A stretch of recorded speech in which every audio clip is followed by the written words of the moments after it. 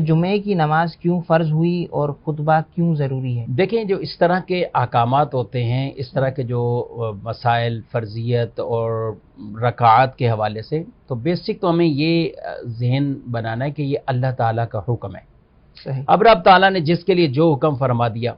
ہمیں فجر کی نماز میں، حالانکہ ہم ساری رات آرام کرتے ہیں، سوتے ہیں، فجر کی نماز ہے تو اس میں 2 رکعت سنت، 2 فرض ہیں، 4 رکعتیں۔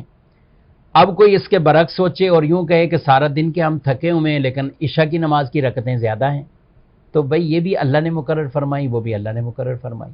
تو جو احکامات ہیں، بعض ایسی چیزیں کہ ان کی علت، ان کی وجہ پتہ چلنے سے، حکمت پتہ چلنے سے اس پر عمل کرنے میں اور ذوق شوق پیدا ہوتا ہے، یہ اپنی جگہ۔ مگر بنیادی بات یہ سمجھ لینی چاہیے کہ کسی چیز کی حکمت سمجھ میں آئے یا نہ آئے، حکمت بیان کی ہوئی ہو یا نہ بیان کی ہوئی ہو، ہمیں باہر صورت ان پر عمل کرنا ہے، اور یہ سمجھ کر کہ یہ اللہ اور اس کے رسول صلی اللہ علیہ وسلم کا حکم ہے، ہم اس پر عمل کریں گے۔ کئی ایسی چیزیں کہ جن کی حکمت اس وقت تھی، اب نہیں ہے، لیکن حکم یہ ہے کہ اب بھی آپ نے ایسا کرنا ہے۔ آپ عمرے کے لیے جب آپ احرام پہنتے ہیں تو آپ طواف کرتے ہیں تو آپ اپنے کندھے کو آپ برہنہ کرتے ہیں، یعنی وہ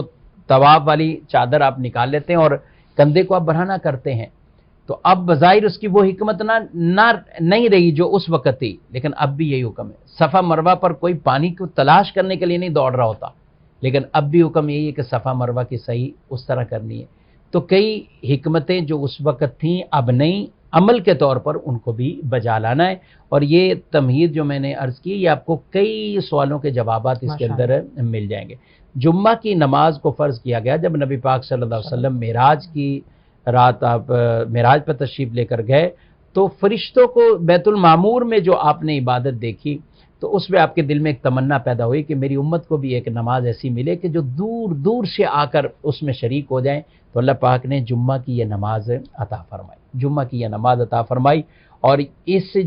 جمعے کی نماز کے اندر جامعیت ہے، امت کا اتحاد ہے، امت کا ایک اجماع ہے، یعنی جمع ہوتی ہے، امت دور دور سے سفر کر کے آتی ہے۔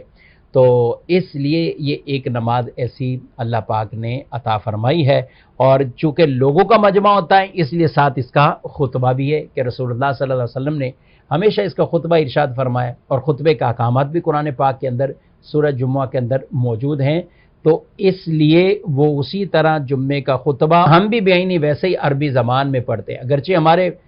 ملکوں میں پہلے اردو میں یا مختلف زبانوں پہ جہاں بھی جو لوگ رہتے ہیں تقریریں ہوتی ہیں، لیکن خطبہ اسی طرح عربی میں پڑھا جاتا ہے۔ یہی مسنون ہے، اور اس کے خطبے کے اندر کوئی اور زبان شامل کرے گا تو وہ بدعت سیئہ ہے، بری بدعت ہے، اور اس کی اجازت بھی نہیں ہے۔ تو جس طرح ہے اسی طرح خطبہ اور اس نماز کو ہم ادا کرتے ہیں۔